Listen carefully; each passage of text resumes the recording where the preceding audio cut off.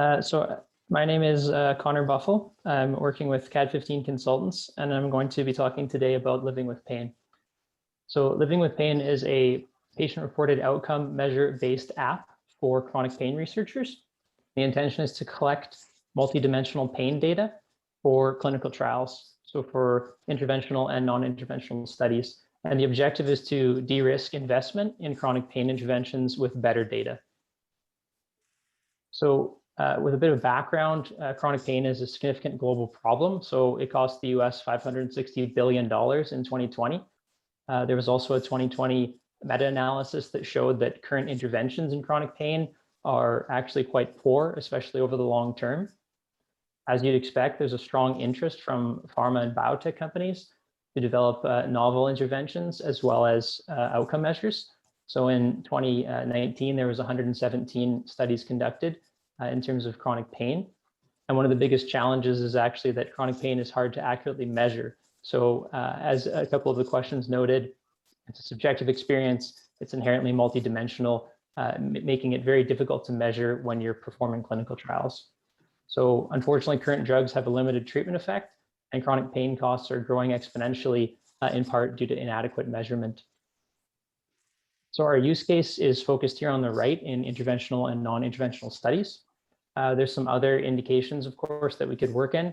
We don't want to, we're planning to avoid the direct-to-consumer market. So there's quite a few free apps that work in direct-to-consumer and are relatively high volume, or the budgets are either very low or, as I mentioned, free.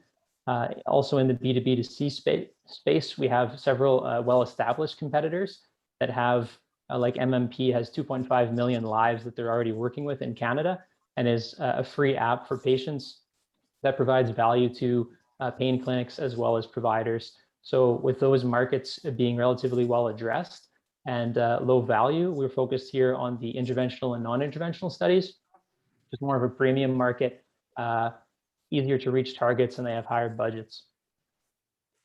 So in terms of the unmet need, current offerings in this space, so current outcome measures are paper-based, unidimensional, often inadequate because they don't capture the multidimensional experience of pain, and they're often burdensome. So if patients have to complete multiple measures, it's challenging, especially for a longitudinal study, so measuring over time.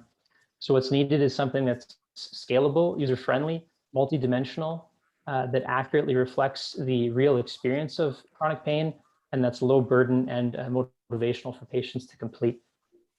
So that's actually exactly what we've developed with Living with Pain. So we have a patient-facing digital app where patients input their experience of chronic pain into a multidimensional tool.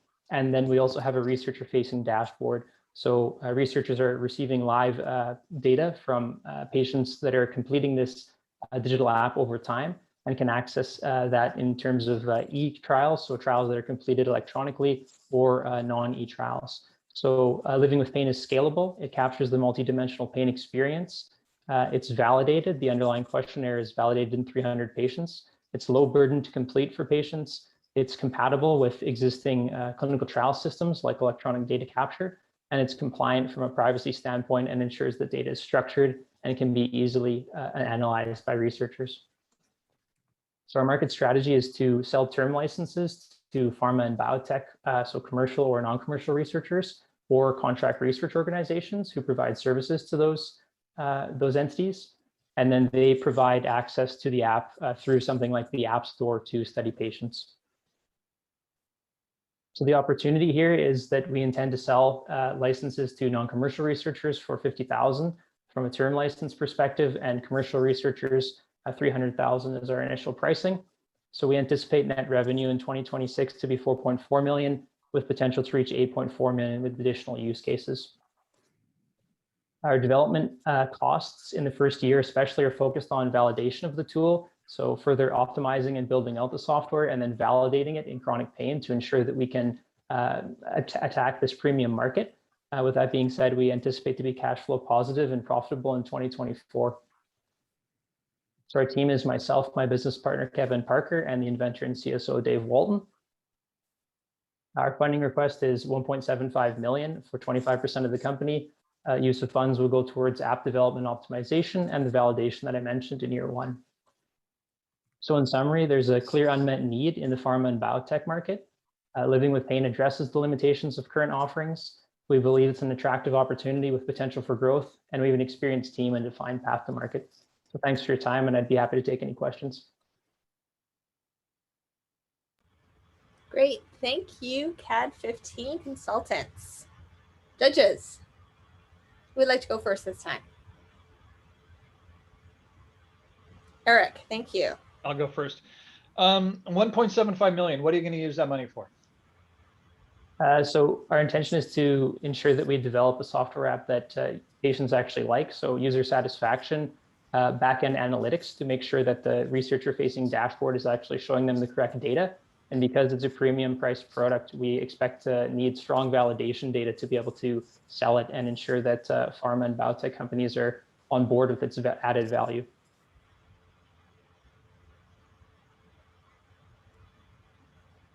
And then a lot of it towards sales and marketing?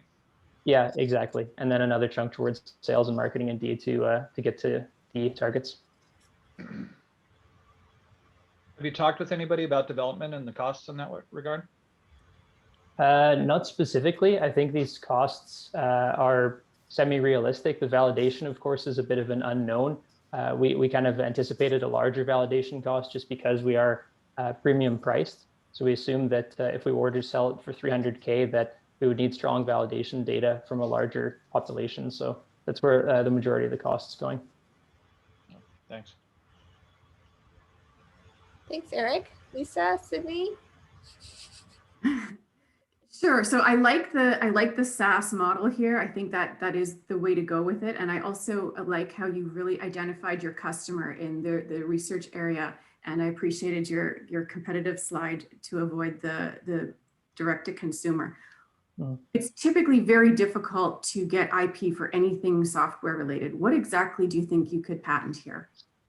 Yeah, I mean, I think the IP indeed will be hard to patent. It's going to be something like copywriting, that we have back-end analytics, potentially some AI-based algorithms that are involved. So we probably won't be able to patent very much. I think there's just a significant barrier around the validation. So if we're able to say that our software tool is validated in, a sample of 500 patients, that's just a huge barrier for anyone else to enter. But yeah, from a pure patent perspective, honestly, I don't think there's a ton we can do with it. Thanks. Alex? I guess the main question I have is, what's the elevator pitch to position the paid for tool against the free model in the marketplace? Yeah, I think the elevator, yeah, great question. I think the elevator pitch is basically the data is better. You don't want to invest $300 million if you're a pharma company, get to phase 2 and then have your trial fail because you can't correctly measure a treatment effect.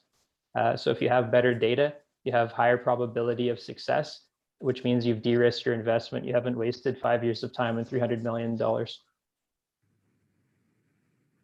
Okay.